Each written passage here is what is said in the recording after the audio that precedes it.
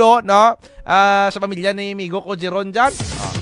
Sana ang asawa rigan, sana ka dyan ginikanan, may giging pagpamati ka rin niya rigan, happy streaming live gid sa Igbong lo. Dugang ka dyan report balanta, no? Si K5 Jamel Iman, no? Saan na kasang report direktamente sa may bahin kang Banwa Hamtik. Rigan sa may Hamtik Central School para sa report. Please, stand by. Tutok Politika 2025 Live Reports. Gintistingan liwat kang electoral board kag mga nagboto kaina ang anda nga mga balota nga pasidlen sa atin nga anda nga sa ACM ang pero ang wala gihapon ginabaton kang ACM ang mga balota no ka K5 Jason kaina pito lang galito ang malota nga ginreject kag may dugang nga darwa kadya nga gabi ilang gid daw siyamren kabilog ang wara gin baton kang aton nga ACM. Pero K5 JBL gintry jabi nga pasak liwat bi or iparid liwat sa aton nga machine na ginluad man gapon wala may apong gibaton?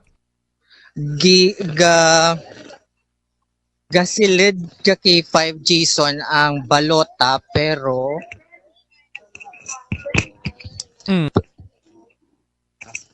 gakast ang balota pero sa babaw may nagabutang Error. Error. Okay. So ano matabo karabay kon tawag ka dyan kon mag-error or hindi to masulod ang ginboto na no? Daw hindi gid guro ka K5 Jason pero daw testingan guro liwat nanda karon kung may tsansa. Ti ko lang tawon ta ko karon pa na testingan liwat K5 Jamel ti ano bara kon matapos ng tab alas 7 ano ra try man gyapon ang dati kay dapat early para kinagin boto kaso lang naga-error ano na ma-counted ra if ever nga i-read ka machine bisan after 7 ren. Ka K5 Jason no ang ginhilat na nakaina mo nga matapos ang botohay para matistingan liwat. Ginagtunan man kuno dya kaina kang technician nag-okay ta na sa iba pero may darwa nga wara nagsilid pagid pero gahilat lang liwat guro sa nakadya kang mando sa babaw kung ano ang ubrahan. Ang diyang mga babagi nga katindag dya, amo sa mga tag-iyak ang balota nga wala mabasa or wala king kaon? Ka K5 Jason mo sandara ang mga wara nagsilid ang andang balota sa ACM.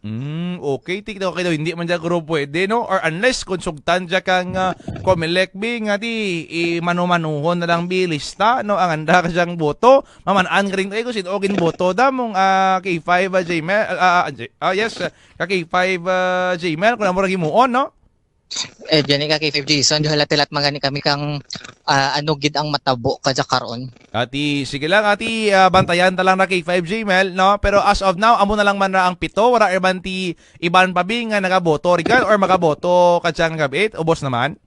Wara raman tiga boto ka K5 Jason no. Doga ano na sandaga finalize kang andang mga orubrahen. Ti okay. Mayad. Giti pro lang tao sa video daw sang katagiya kang balot daw. No, senior citizen pa nakablow dyan. Senior man dyan. May senior citizen kay inakita ridya ka kay 5 Jason no nga nagbalik gid para lang makast liwat anang balota. Pero as of now, ano dyan? Kay na pa dyan kaaga ng boto na sa kadya ka balik-balik parigan para kadya nga i-cast boto na or kadya lang man dyan hapon? Kaina kaaga na ginboto pero nagbalik gid sanda kadya nga hapon para lang makast liwat. So, amo na nang balota. Amo na dyan karing masubo ka dyan nga blita kay 5J Mel kay di wala man gyapon ginabaton ka dyan machine no kag daw hindi mangin counted ang anda ka dyan boto. Sige lang bantayan ta ng dugang update rigan kay 5J Mel kag ang mangin resulta kang pagpinili ay rigan sa may Banwa kang Hamtik. Salamat gid and halong ka rigan.